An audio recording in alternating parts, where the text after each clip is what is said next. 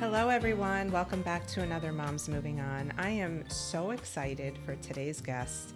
I have been a longtime follower of hers. I have been obsessed with her since God knows when because she has every girl's dream job. But more than that, she recently went through something so life-changing that it made me look at her in a different way. And it was amazing to me to see one of my TV idols suffering, struggling, and then adjusting to life as a single mom. We have Bobbie Thomas on today. Bobbie Thomas is an American fashion journalist. She's a style editor for NBC's Today Show. She's been considered a beauty and fashion expert for over a decade. She's all over TV. She's on E!, the Style Networks, Fashion Police, The View, The Wendy Williams Show. And also, as of late, she's the new Russell Stover Joy Bites ambassador. So I can't wait to hear about that because that sounds like a delicious job to do. Yes. And more than anything, she's Miles' mom. Bobbie, thank you so much for being here. Thanks for having me. Yeah, I like all of that could be pushed aside besides the fact that I'm a professional girlfriend. That's like my favorite title. You know, and I always introduce myself as a girl gang enthusiast. So this hmm this is good. We have like some synergy here. But you have so many impressive facets to your career. You have a book. You're a recognizable face. My followers went crazy when I said you were coming on the podcast. But I think your most impressive feat to date is going through what you're going through right now and trying to mom at the same time. Yeah, I mean, it's surreal hearing that because I'm just me. Um, and I think that I feel pretty grateful to, in some ways, have a platform that really opens up our situation, like so much support. Yeah. In some ways, I remember just feeling horribly guilty, even starting back when I talked about IVF. Um, Miles is 6 today. I can't believe that. So this was probably 7 years ago where the topic wasn't as popular. But it's so funny because, in some ways, I remember thinking we work so hard at putting into the world what we love to do with the hope of being successful at that. And so being able to find a home at Today and to share all kinds of things with women when it came to my physical appearance and seeing comments on Facebook and watching the community get upset if somebody noticed that I had gained weight or I didn't look a certain way, my reaction was one that I think the girls in my office were taken back by. And I thought, oh my gosh, somebody's taking notice. Like I spent 2 hours putting on hair and makeup. And so in some ways I was like, oh, I know I don't look so great right now. I'm very bloated. But at the same time, thank you. Thank you for seeing me. And I really felt like it was important to, again, for all of us women, just hey, why no more whispers? Like, why am I whispering about the fact that I wish it was a baby in my stomach? And it's probably a few burritos and hormones. Um, but here I was thinking, the sort of the culture we're in where it's like clap back or tell that person not to comment. It's like, that's kind of an odd thing to do when I'm out there hoping to connect. And so I felt really grateful to be supported, especially by Kathy Lee and Hoda at the time, who said, Mm-hmm. say whatever you want. And I was able to really reach out and share what I was going through, which made it a lot easier to carry. It's 10 times harder for women who are going to their jobs every day who can't discuss that. Yes. And I give them so much more respect. At least I was able to share what I was going through. And that opened up the floodgates of support. So in some way, I was hoping that by doing that, it would give, I would get more information, but I would also be able to share that and make other people feel less alone. Because ironically, whether it was the IVF experience or recently when I shared that I lost my husband, even in the midst of all of the support, you still feel so alone sometimes. So I can't imagine not having that platform and not being told that this is happening. And that's my heart. It like bleeds. All I wish I could do is to get to your house and give you a hug. And my favorite thing to do in the morning would be to just, stream something, chill, get nachos, ice cream, sit on a Yeah. couch and cry about all the crap that we haven't figured out yet. And I don't know how I've made a living at being able to spend so much time with other women. Um, and one of the perks is being able to partner with companies like Russell Stover, who identify the need for joy. I'm It's a chocolate company. We are already obsessed with chocolate, most of us. And we say no all the time to ourselves. We say no constantly all day. We put everybody else on our calendar before we put ourselves, dropping off the kids. Somebody else needs a meeting from me. It's so funny. I look at my calendar and where am I? And Right. the one thing I loved about the opportunity to partner with them was to really talk about how necessary, especially right now in my life, it is to make joy a priority and to put yourself on the list and say yes to you, which seems so small and trivial, but really think about it. When's the last time you said, yes, yes, I'm going to eat the chocolate. Yes, I'm going to go ahead and not do the laundry and watch the last 3 episodes of the Netflix show? Like, when do you do that? I feel like Right. we're always, and if you do it, you feel guilty, you Well, know? I think now, having experienced the loss of your husband, and now having been put in a situation where you have to be a parent, but you have to feel the feelings and grieve and go through the ugly of it to come out of the other side. There is that much more importance of joy, like finding it in Yeah. the little things. And I watch everything you do, but something you said in one of your interviews, I think it was with Hoda, you said something about just like the beauty of the simplicity of like living in the everyday moment when your Yeah. husband was regaining his strength after his stroke. And for you it wasn't about like some of the things we take for granted on the day to day. It was just like the little beautiful moments of life in that day and what you could achieve. And I think you're a living testament to working your ass off to finding the joy in every day. Look, I am not special. And just because this happened and, you're interested in talking to me, it is really crazy how situations will force you to simplify. And I still have the same concerns that a lot of other moms have. Am I doing a good job? You know, will I be able to protect him? Will he respect me? But more importantly, like, I still have to work and provide. Mm-hmm. And can you imagine, like, in a world where I've struggled a lot with what I see around me and where our sort of platform in terms of media has evolved to, it was so critical for me to define these next steps in a way that I could wake up and have purpose. And it's not me sitting here trying to sell you chocolate.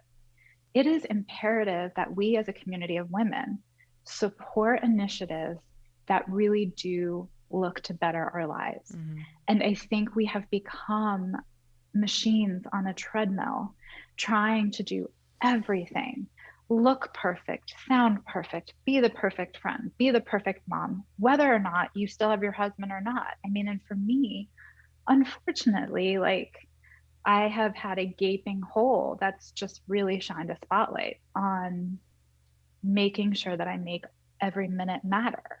And so whether it's the partnerships I choose or the discussions I want to have these days, life is too short. And there's so much we can make of it, especially when we can connect and choose better for ourselves.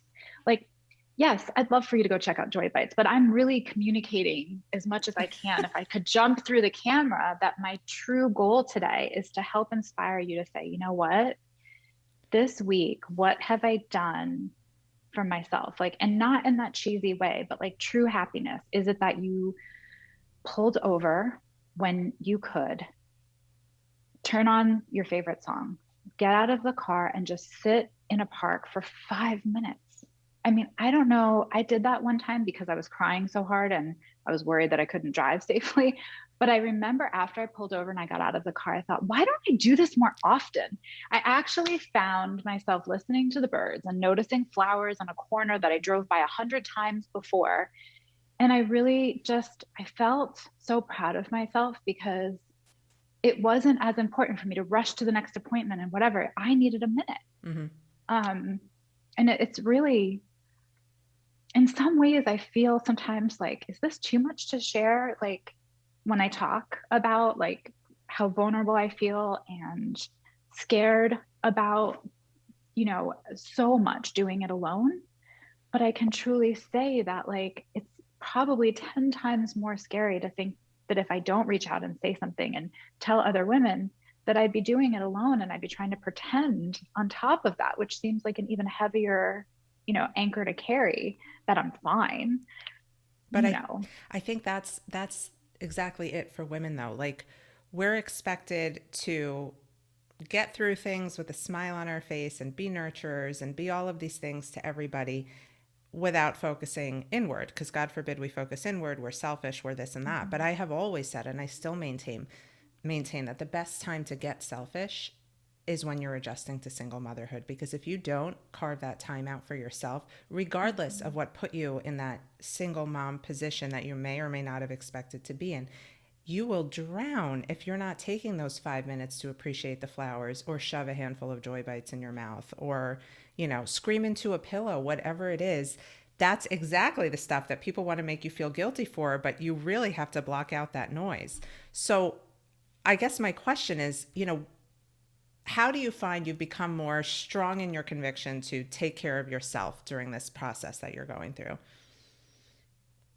Communication, starting with my son. I think that we in our minds want to protect them from everything and shelter them. But I have found it's probably a basic parenting tip, but you could be on your phone and it's like, mom, mom, mom. And, you know, they don't know. And you're not really acknowledging that they are just frustrated they don't have your attention. But I have started to become better at communicating what is happening and giving, honestly, like him the credit to understand that we make a joke and he's like octopus mommy and not for the one we used to, but I'm like, do I have 8 arms? I don't have 8 arms. And I make a joke of it. I'm like, I can really only hold things with 2 hands. And I physically would hold things and he would start to laugh. And I'm like, okay, so in this hand, I am texting the swim coach that we are going to be there today and I need to find out what we have to bring. So even though it's probably an extra layer or step, it has greatly improved the relationship when I am trying to be mom and dad and do both things. I have to do that stuff.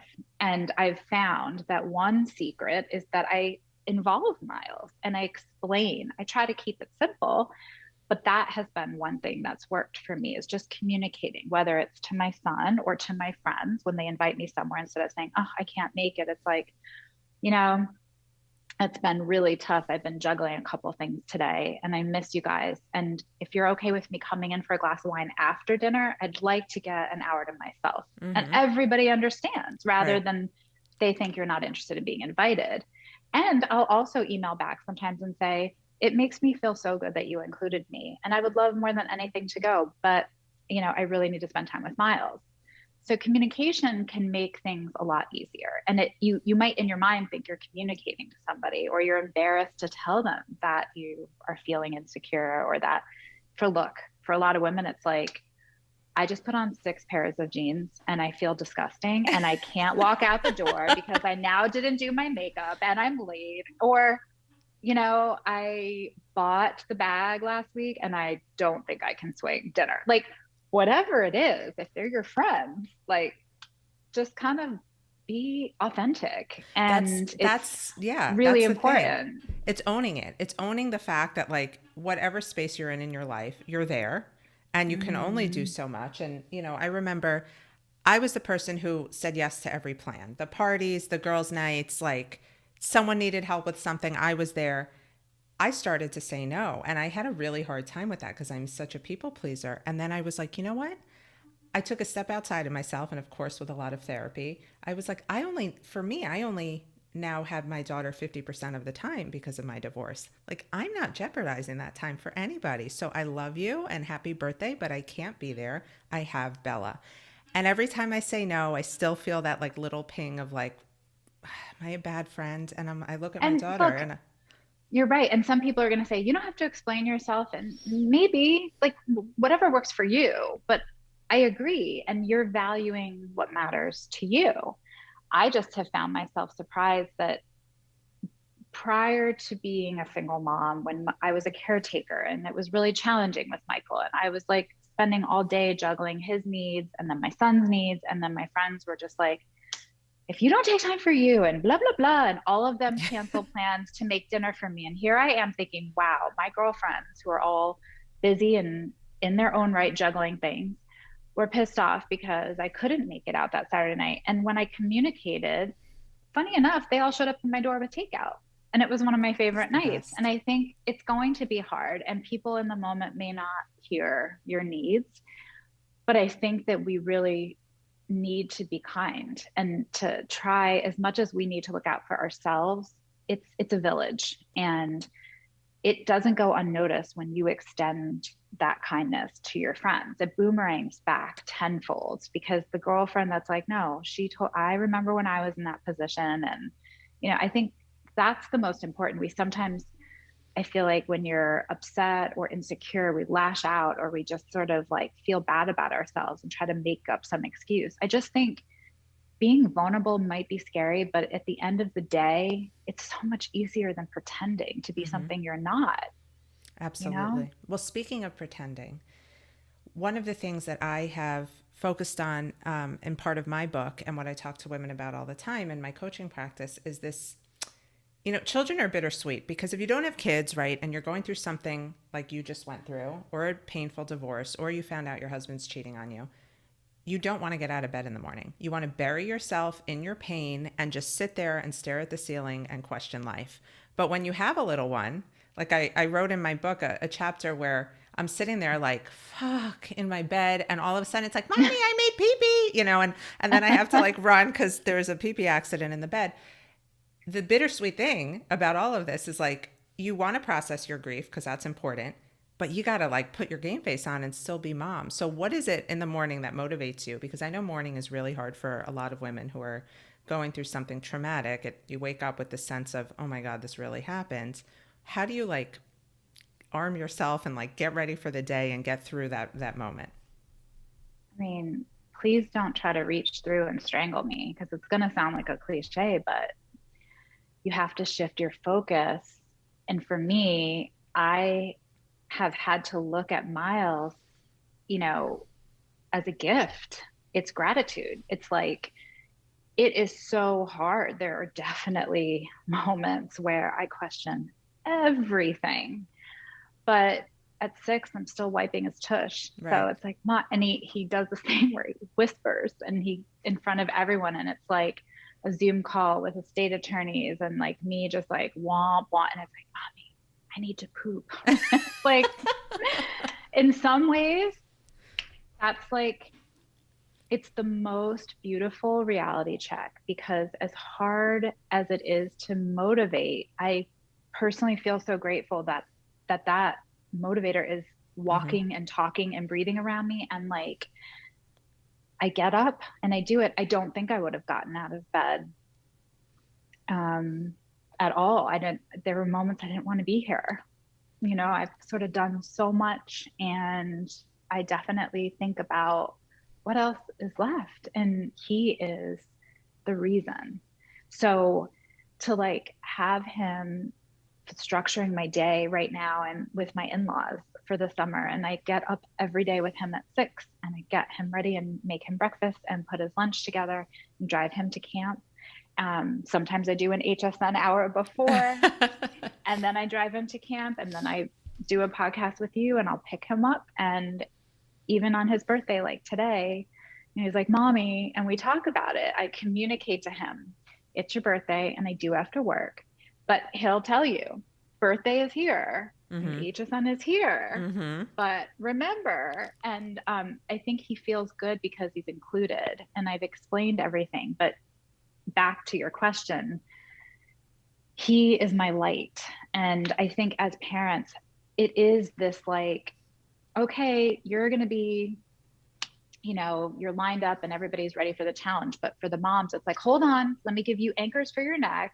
You're going to have one heel and, we're blindfolding you. And in some ways, you just have to look at the beauty that it is, and it's making you stronger, and it's the gift you've been given in some crazy universe. It's hard to explain, but anyone who's a mom gets it.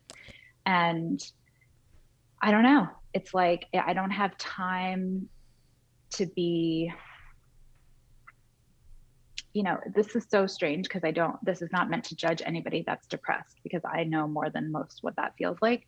I remember years and years ago watching an old Oprah where she spoke to Kirk Douglas, and he had had a stroke and he had aphasia, his speech impediment, and he talked about depression being selfish. And it was right after 9/11. And I remember thinking, listening to him, there's really no cure for depression, except he found that the only thing that helped him snap out of it was doing something for someone else that was less, like, in some way more challenged than you. And he's like, because depression can be really selfish, like, woe is me. And it had never occurred to me. And I had got my master's in psychology. I was a marriage, family, and child therapist. And I thought, oh my God, like, it's so true. It's like, think about how you can get out of your own head is when you help someone else and you're doing something for someone else that makes you feel good. You're not worried about what you don't have. You're not worried about what isn't working or how lonely you are. You're there focused on somebody else's needs. And so our children are that all the time, that presence of doing something for somebody else, and they're saving us in many ways from that self-focus. And granted, that's why we're here talking, saying you need to get it on the calendar and you need to take care of yourself. But instead of focusing on how are you going to do it and it's not going to happen, I just feel like we have to trust. We have to trust the process. And one of the things, again, this whole mantra in my head lately is yes. Say yes to help. Say yes to you. And when somebody asks you if something's wrong, say yes. Because I just think that we often try to hide it and don't ask for help. And you'll be surprised how many people want to help you.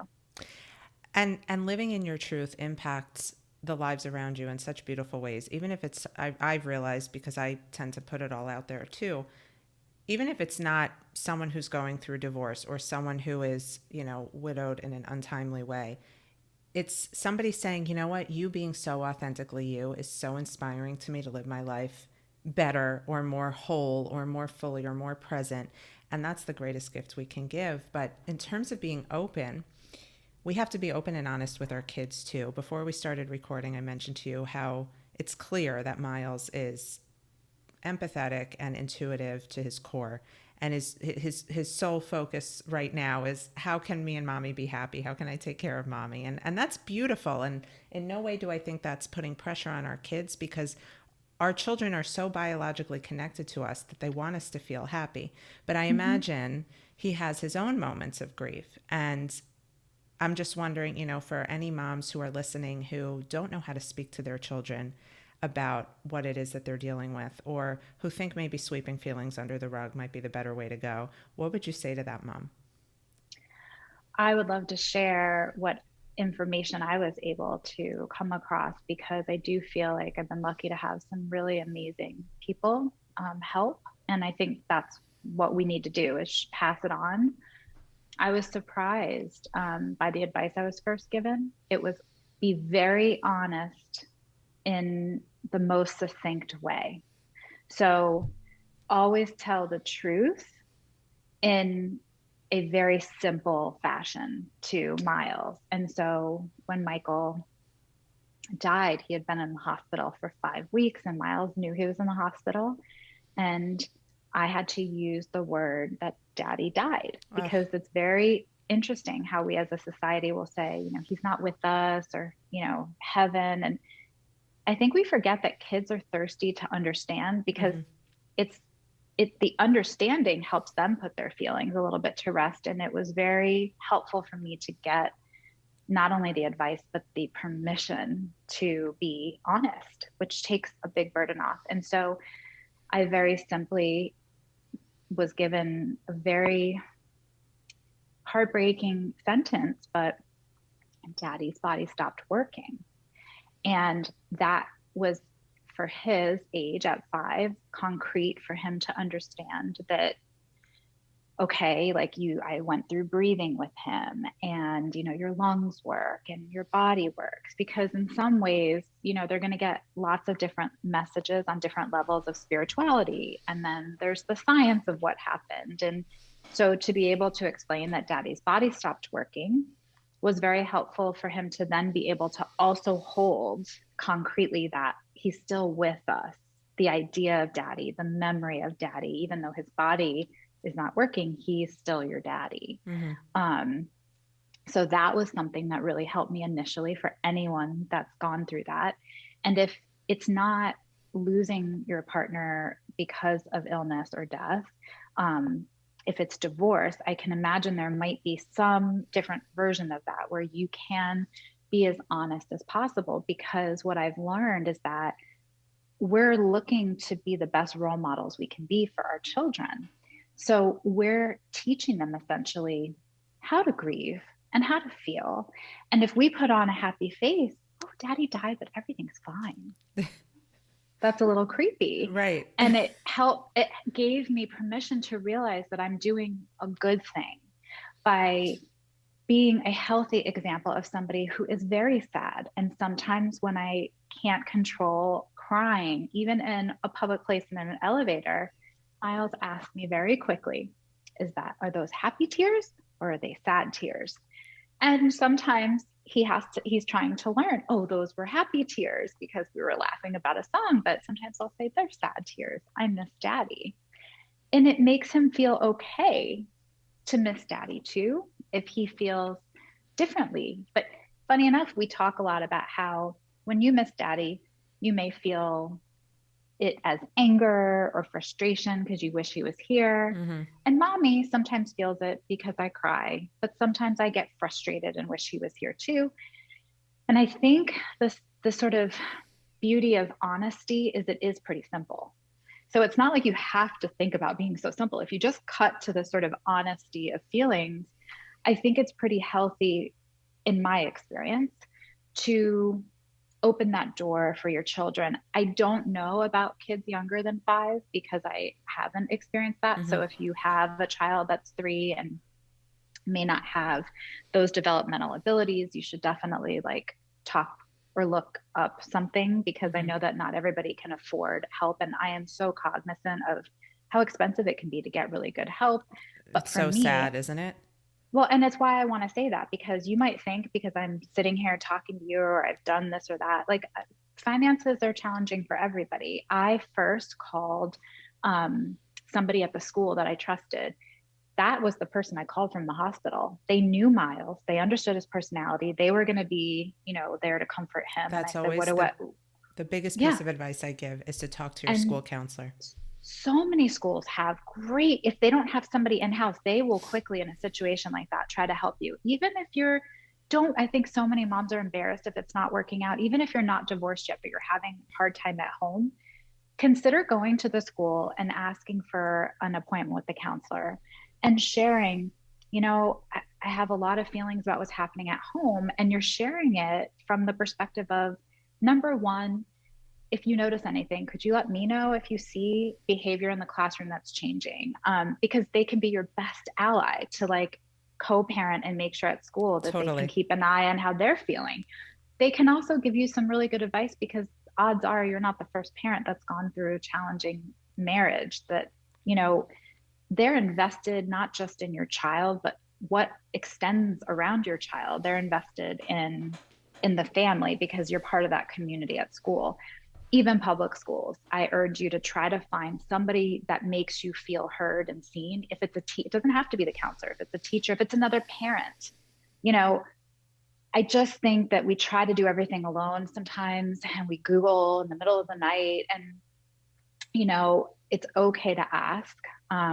So that for me was very helpful to get permission to be honest, because I don't know any other way to be. And to really see myself as somebody who's human, because that ultimately is the example my son Right. will grow up with. Right. And I think that part of the tip I said earlier about just communicating and trying to be mindful of sharing, because when you are a single parent, you will have less time. And so I know people say to you, but just have quality time. That's like hard. That's really hard. So I think I really share with Miles. I have bad days. I'm not perfect, but I do share with him even after and say, I wish I would have been able to tell you that I was trying to send a few emails out for work because I wanted to watch the movie with you later. And so I'm sorry you're frustrated that I didn't play with you, but I was really trying to carve out time. Mm-hmm. And sometimes people say, you explain too much to him, but that's what works for me. You know what's so You funny, know, Bobbie? My mom is always like, "Why are you so open with her? She doesn't need to know all of these things."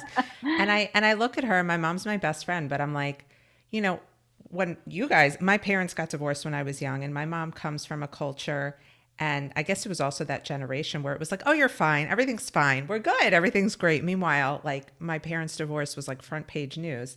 And I look at her and I'm like, Mom, I'm dealing with stuff with Bella today so that it doesn't creep up on her in therapy in 30 years like it has for me. I think it's so important that we realize we talk about kids being resilient and adaptable and strong.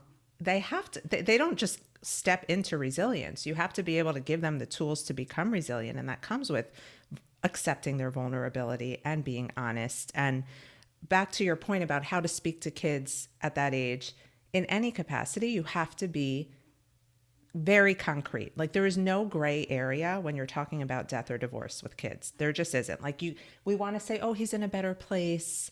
Okay. But like, no, he's not, because he's not here. Or, a lot of kids will ask, are you and daddy going to get back together? And naturally as moms, we want to say, well, we never know what the future holds. No, the answer is no, we're not getting back together. Or no, daddy's not coming back. As much as that sucks to say, that will save your kids so much time and energy later on, and money and therapy, because it just solidifies what they need to know. Like you said, they want to understand. And so I love how you handle things with Miles. I think it's one of the most impressive things about you, Bobbie. I don't know. We could be talking 20 years from now where our kids are like, they shared too much. Probably. But we're all messing up our kids. One thing that kept coming to mind as you were just sharing that last moment is kids are going to ask you if daddy will come back to life or from wherever they've gone post-divorce. But I think what I've learned in that sort of being really simple mode is I think they're kind of asking, is everything going to be okay? Because at the end of the day, the instinct for a child to want their family back together in whatever shape, form, or fashion is a biological need to feel safe. Mm-hmm. So in a lot of ways, it's like I've had to really try to read between the lines, and this idea that, am I going to be okay? And the one thing that I've realized by saying I'm not okay sometimes, but that's okay. That was the big secret for me. There was actually a book that I came across about grief. It's okay not to be okay. Wow. It was like having 50 margaritas at once. It was like, oh my God, it's okay not to be okay. And then I thought, kind of eureka when it came to Miles, because really, with all the therapy and the advice and the people who love you, he really just wants to know if it's going to be okay. And sometimes when I was not, I looked at him and said, Mommy is sad right now, and I don't look like I'm okay. And that's okay, because it's normal to not be okay. Sometimes we're not okay, but we are safe. You will always be cared for. And he would ask me, Mommy, are you going to die? Oy. And what do you say to a kid who's lost another parent? Do you say no? And I say, the first thing I said is, that's a hard question to answer, Miles. I'm not sick and my body is very strong, and I plan to love you as long as I possibly can. But if mommy was to die, you have a lot of people that love you. And we would list and name all the people around him that love him. And he would say, I'm pretty lucky, but I'm really scared that you might die. And I tell him, that's okay. It's okay to be scared about that. Yep. It's okay to feel that way. I would be afraid too if I just lost somebody. And obviously I don't have all of these like in one sitting with him. This is broken up over different organic moments. But it's interesting because he said to me late one night, he was asking me before bed, what is this? And I thought he's going to ask me about a toy. And he said, this life. And it's really wild because I don't think we give our kids credit for what they're actually trying to think about. And at 5, he was like, well, I just wish we could all be in heaven. And he was really trying to understand, like, well, if daddy's not here, his body stopped working. Like, well, why do we all need bodies? Why can't we just all be together? And again, it's that biological need to feel comforted and safe. And I still want that. I still want somebody to tell me it's going to be okay. I am scared to death. I am, as you can tell, just by like what I've opted to do for my career. I love people. I want connection. I want to feel close to other people. I am sad, very sad and lonely. I loved Michael. He was my best friend. And so it's such a shitty feeling to miss him so desperately, but to also just be lonely and feel guilty about wanting to connect. And it's not like I want him replaced, but to want companionship and friendship and things around me. I'm struggling right now. And I also want advice. Like anybody watching, please reach out to me. I mean, it's sometimes people think because, you have a public platform, I am desperate to connect with other women who may have experienced similar things because I would love a look down the road or someone to call at night because there are times where you can't help but be human and not know. So I'm just looking to figure it out like everyone else.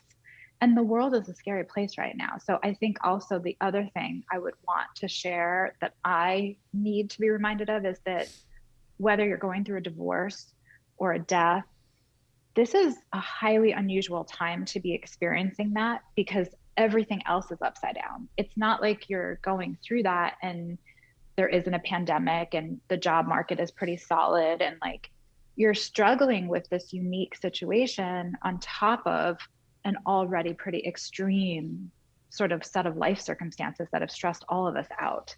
So our resources are just worn out. And that makes it really hard to go through that. Yeah, well, something you said that I can't not share because it was so powerful to me, and I've experienced a lot of loss in my own ways. And something you said that helps put so much in perspective is that on the other side of grief there is love. And I think it was in your Hoda interview where she said, like, how lucky that you were able to experience this kind of grief because you experienced a love that some may never feel in their lifetimes. So for anybody listening, I urge you to remind yourself that on the other side of this pain is the capacity to love and to have been loved and to be love. And so if there is any bright side to grief, it's that. And you've so eloquently said that in your Hoda interview. I think the same, grief, like you said, over divorce or death, there's a yin yang to life, and joy is a choice. I really believe that's the one unique aspect about joy. I think it's a choice. And I think we have to choose it and we have to seek it out and we have to schedule it. And we have to work at it. I don't think joy just spontaneously occurs. I think there are organic moments of it when you've positioned yourself to be open to that in life.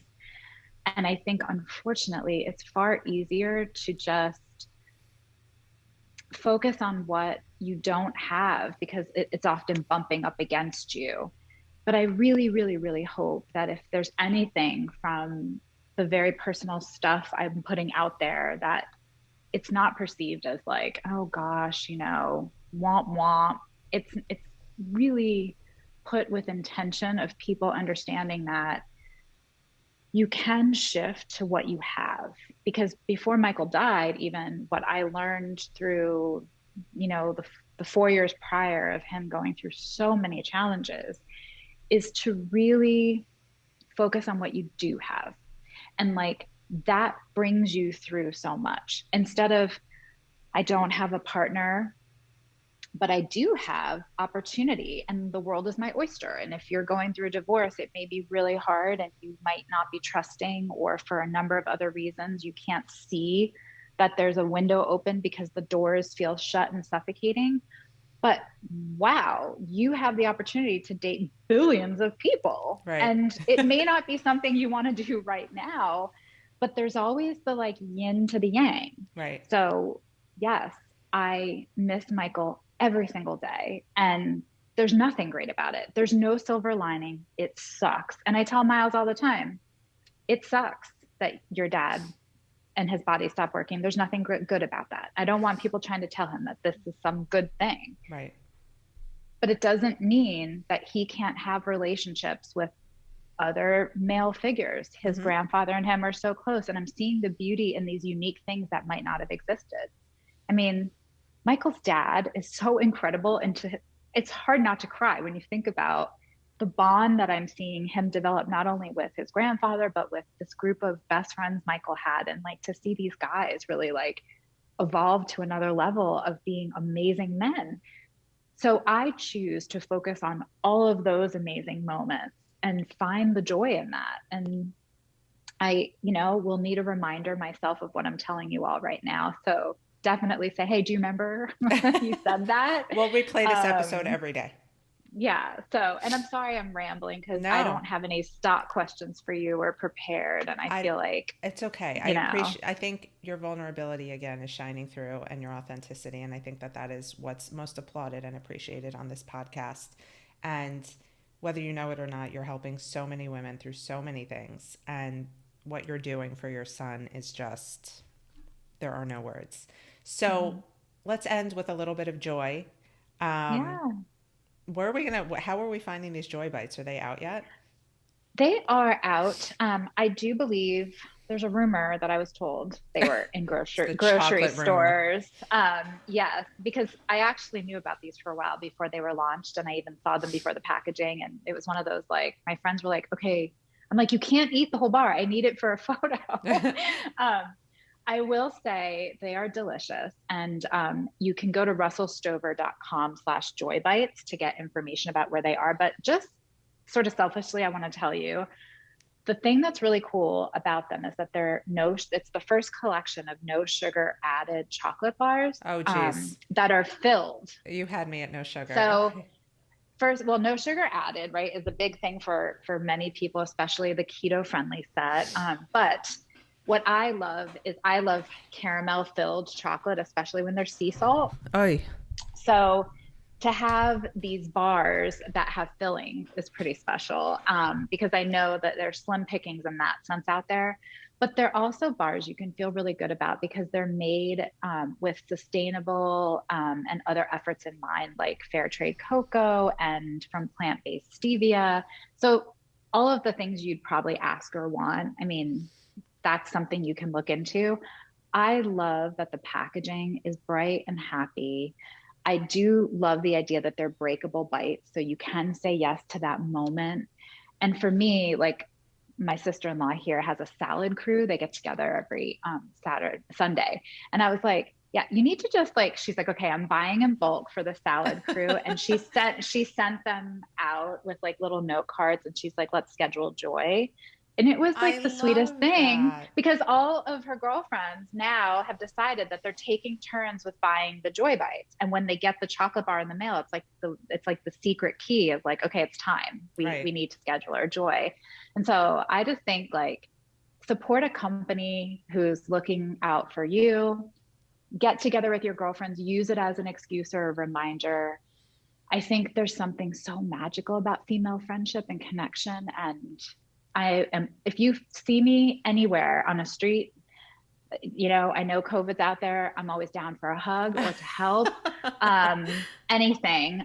So please know that we're only as good as we all are together. And so I really feel lucky to be alive in a time where women are really getting that. And most women like yourself are connecting and helping. Well, thank you so much for being open to helping us. We can't wait to schedule our own joy over here, we meaning me. And I appreciate you so much. Bobbie, where can everybody find you if they want a little bit more of you? Oh my gosh. Well, I hope to be better about being on social. Uh, I'm on Instagram at Bobbie Thomas. I do have a Facebook page. I'm very embarrassed to say that I struggle to get on there this summer because I really dedicated those moments to Miles. But this fall, I'm really hoping to step back into a more regular social routine. So Make your comeback. We're here for you. And for everybody yeah. listening, thank you so much. If you have more questions about the grief process, whether it be from the loss of a loved one or divorce, you know where to find me. Info@momsmovingon.com. And I hope everybody just has a beautiful day.